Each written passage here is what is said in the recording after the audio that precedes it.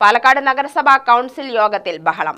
വിവാദ പരാമർശം നടത്തിയ കൗൺസിലർ എൻ ശിവരാജനെ പുറത്താക്കണമെന്നാവശ്യപ്പെട്ട് പ്രതിപക്ഷാംഗങ്ങൾ രംഗത്തെത്തിയതാണ് ബഹളത്തിലേക്ക് നയിച്ചത്.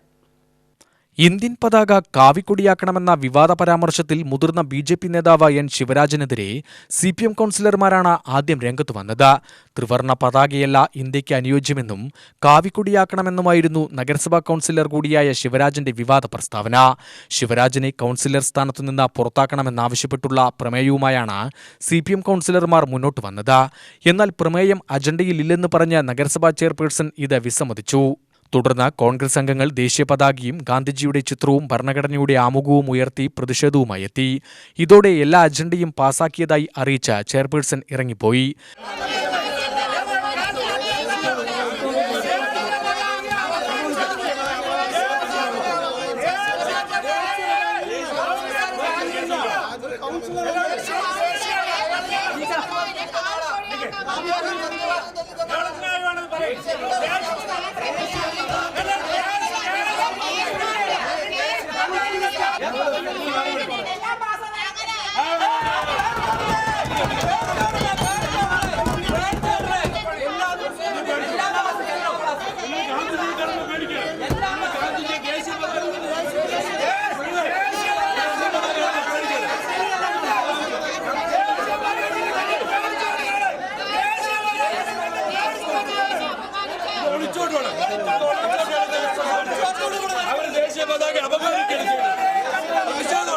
ചെയർപേഴ്സൺ ദേശീയ പതാക അപമാനിക്കൽ കൂടെ നിന്ന കൗൺസിലർക്ക് വേണ്ടി സ്വന്തം പാർട്ടികളുള്ള പാർട്ടികൾ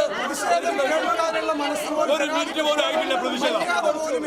ഒരു മിനിറ്റ് പ്രതിഷേധമാകാത്ത ഒരു മിനിറ്റ് പോലും ആയിട്ടില്ല ഒരു പ്രതിഷേധം. അതിനെ ഓടുകയാണ്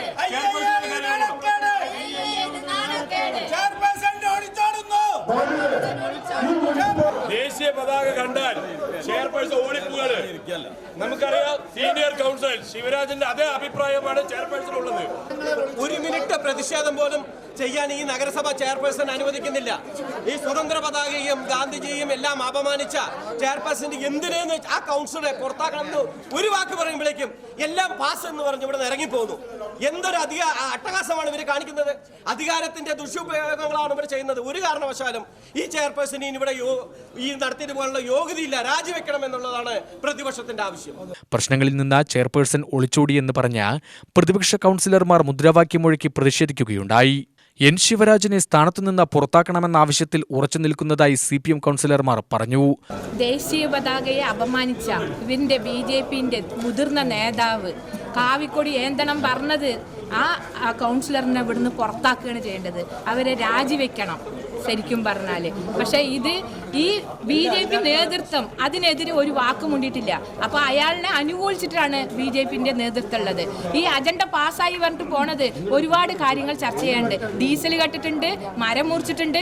ഇതെല്ലാം ചർച്ച വന്നാൽ അവർക്ക് ബാധിക്കും എന്നുള്ളതിൽ കൊണ്ടാണ് ഈ അജണ്ട പാസ് പറഞ്ഞിട്ട് ഒരു മിനിറ്റിൽ ഇറങ്ങി പോണത്. ചെയർപേഴ്സൺ ശരിക്കും ഒളിച്ചോടുകയാണ് ചെയ്യുന്നത്. വിവാദ പ്രസ്താവന നടത്തിയ ശിവരാജനെതിരെ പ്രതിഷേധം തുടരുമെന്ന് കോൺഗ്രസ് കൗൺസിലർമാരും അറിയിച്ചു. ഒളിച്ചോടിയാണ് പാലക്കാട് നഗരസഭയിലെ ചെയർപേഴ്സൺ ചെയ്തത്.